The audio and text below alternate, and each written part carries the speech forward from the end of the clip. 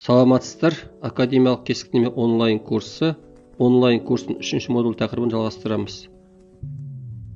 14-ші практикалық сабақтың тақырыбы самаурын ыдысы мен құс тұлыбынан құралған күрделі натюрморттың жарық көлеңкеге қатынасы.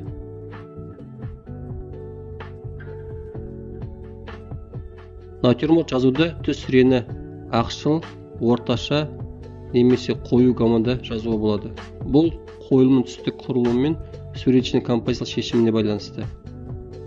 Ол үшін түс реңдерін палитрадан іздеп табуды меңгеру керек.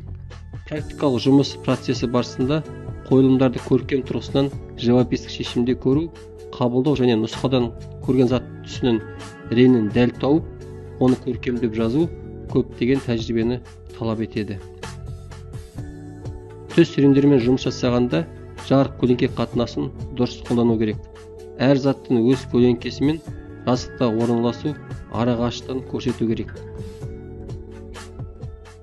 Натюрморт жазуды қойылымдағы ең қою реңнен бастап ашық реңге көшіп жазамыз.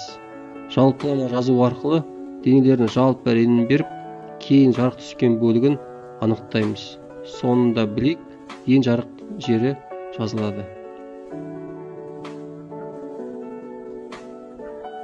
Қойылымды заттың фонмен байланысын үнемі салыстырып бақылап отыруымыз керек. Сонымен бірге заттың табиғи қалпын беруге жұмыстанамыз. Бізде самаурын қатты металдан жасалған материал. Сол себепті барлық түс реңдері шағылысып түседі. Егер түс реңі дұрыс табылмаса, өз табиғи қалпын жояды. Сонымен бірге құс тұлыбы материалдылығын және көкөністің табиғи қалпын беру керек. Осы түс реңдердің жиынтығын ескере отырып, бір-бірімен байланысын, жарық көлеңке қатынасын табу арқылы практикалық жұмысымызды жалғастырамыз.